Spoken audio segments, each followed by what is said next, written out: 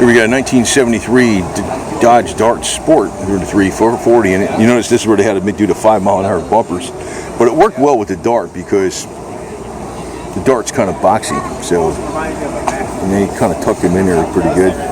You notice the snout's got a little, the bumper goes out like that. Cheap States didn't get a hold of this yet. You know, usually the accountants say, "We'll just make the bumper straight." Yeah. Anyway. I'm bragging on accountants today. Why not? They're freaking. I'm an accountant, but I'm not that kind of accountant. No, not that kind. Not that kind. So look at the headers. Hooker Competition. These look like real vintage headers. I don't think they put that in there like that anymore. He's got the wire up close to the header, so he's got it wrapped up with the insulation. You can see that right there. It's smart. Little 340. They're capable of some serious horsepower too, and they handle better with a lighter motor up front.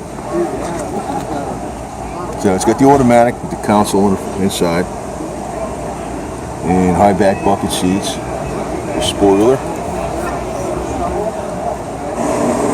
dual exhaust coming out the back. This is 340. The rear spoiler looks pretty damn good. Yeah.